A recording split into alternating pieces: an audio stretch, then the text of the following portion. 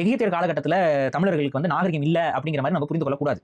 இல்ல அவங்க ரொம்ப ஒரு சின்ன நாகரிகமா இருந்திருக்காங்க அப்படிலாம் நீங்க புரிந்து கொள்ளக்கூடாது. எகிப்தியர்கள் காலகட்டத்திலே தமிழர்கள் நாகரிகமானவர்களாக இருந்திருக்காங்களுக்கு ஒரு ஸ்ட்ராங்கான எவிடன்ஸ் இருக்கு. காரணம் என்னன்னா ராம்சஸ் 2 அந்த ராம்சஸ் 2 அவருடைய மம்மி நமக்கு கிடைச்சிருக்கு. பிணம், புதைக்கப்பட்ட பிணம் நமக்கு கிடைச்சிருக்கு. அந்த பிணத்துடைய மூக்குல மிளகு கிடைத்திருக்கிறது. அந்த மிளகு மலபார் பகுதியை சார்ந்தது அப்படிங்கிறத ஆய்வு செய்து உறுதி செய்திருக்கிறார்கள். முடிஞ்சு போ. அப்ப ராம்சஸோட மூக்குக்குள்ள என்ன இருக்கு? மிளகு இருக்கு. அந்த மிளகு எங்க இருந்து போயிருக்கு? காத்துல பறந்து அவர் மூக்குக்குள்ள போய் விழுந்திருக்கு. அப்ப அன்றே தமிழர்கள் விவசாயம் செய்ய தொடங்கிவிட்டார்கள். அது வரை எடுக்கப்பட்ட பொருட்களை வணிகம் செய்ய தொடங்கிவிட்டார்கள். இதுல என்ன நம்மளால ப்ரூவ் பண்ண முடியாதுன்னா தமிழனே டைரக்டா கப்பல்ல போய் அது கொடுத்துட்டு வந்தானா வரலையாங்கிறதுக்கு நமக்கு ப்ரூஃப் கிடைக்கல.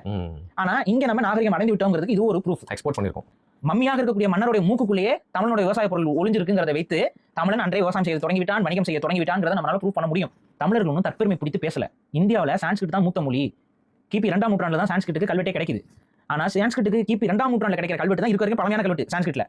ஆனா அவர்கள் இன்னைக்கு வரைக்கும் உலகத்தோட மூத்த மொழி சான்ஸ்கிரிட்னு சொல்லிட்டு எல்லாருக்கும் பாடத்திட்டத்திலையும் எதிலையும் கொண்டு வந்து ஹிந்தியை நம்ம கிட்ட திணிக்க வச்சு தமிழ்ல என்ன இருக்கு, தமிழ் படிச்சா பிச்சை எடுக்க முடியுமான்லாம் பேசிக்கிட்டு தமிழர்களை தாழ்வு மனப்பான்மைகளை தள்ளி இன்னைக்கு தமிழ் சமூகமே தமிழ் மொழி படித்தால் என்ன நமக்கு கிடைக்குங்கிற இடத்துக்கு வந்ததுனால தமிழங்கிட்டையும் பெருமை இருக்குடான்னு சொல்லி பேசக்கூடிய தமிழ் தேசிய அரசியல பேசிக்கிட்டு இருக்காங்க. அதுதான் அது அவசியம். அதுக்காகத்தான் இந்த பெருமைகளை மக்கள்கிட்ட எடுத்து சொல்றோம். பெருமையா சொல்லாதீங்க அப்படின்னு ஒரு நம்ம கிட்ட வந்து பாடம் எடுக்கிறீங்க. இந்த பாடத்தை நீங்க எடுக்க வேண்டியது எங்க தெரியுமா?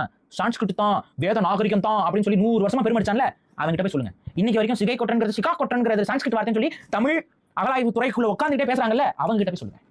இதுதான் நான் சொல்றேன். உண்மையாகவே தமிழின் மீதும் தமிழர்களின் மீதும் தமிழ்நாட்டின் மீதும் தமிழர் அரசியல் மீதும் தமிழ் தேசிய சிந்தனை மீதும் உங்களுக்கு எல்லாம் பற்றும் இருந்ததுன்னா நம்ம சொல்ற நோக்கத்தை புரிந்து கொள்ளுங்கள்.